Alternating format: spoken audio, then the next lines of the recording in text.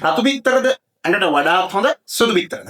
මම දන්නවා මේ ප්‍රශ්නේ ඇහුවම ගොඩ දෙනෙක්ගේ උත්තරේ වෙන්නේ රතු බිත්තර. ඇත්තටම රතු බිත්තර සුදු බිත්තර වලට වඩා ගුණයිද?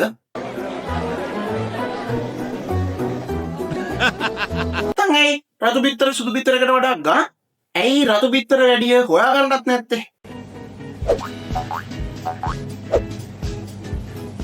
රතු බිත්තරයි සුදු බිත්තරයි අතරේ ගුණේ කිසිම වෙනසක් නැහැ. දෙකම එකම ගුණ ප්‍රමාණ කට්ටේ පාට විතරයි වෙනස්.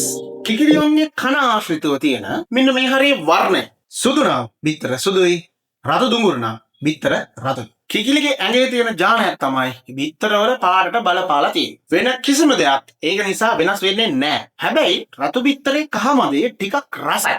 ඇයි? හේතුව තමයි සාමාන්‍යයෙන් රතු බිත්තර දාන කිකිලියෝ සුදු බිත්තර දාන අයට වඩා ශරීර ප්‍රමාණයෙන් ටිකක් ලොකුයි. ඒ නිසා එයාලා කන කෑම ප්‍රමාණය සුදු බිත්තර දාන කිකිලියන්ට වඩා ටිකක් වැඩි.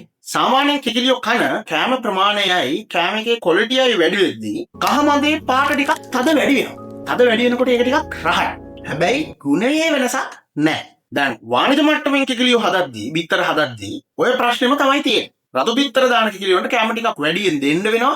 වියදම ටිකක් වැඩි වෙනවා. ඒ නිසා රතු බිත්තර ගාන ටිකක් සුදු බිත්තර වලට වඩා වැඩි. වියදම ගොඩක් වැඩි නිසා සාමාන්‍ය රතු බිත්තර දාන කිකිලියෝ ඇති කරනවා ටිකක් අඩුයි. ඒ නිසා රතු බිත්තර ටිකක් හොයාගන්නත් මාකට් එකේ අඩුයි. එතකොට ඩිමාන්ඩ් එක වැඩි වෙනකොට සප්ලයි එක අඩු වෙනකොට මිලක් ටිකක් වැඩි වෙනවා. ආයේ බිත්තර ගද්දී පාට බල බිත්තර ගන්න එපා.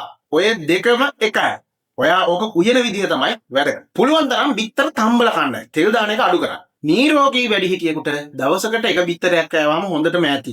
3 5 7 එහෙම කන්න එපා. ජීවැඩියාව හෘදයාබාධ එහෙම තියෙනවා නම් බිත්තර කන්න කලින් බිත්තර කන්න ඕන විදිහ ගැන ඔයාගේ ડોක්ටර් කෙනෙක් ඔයා අහලා දැනගන්න.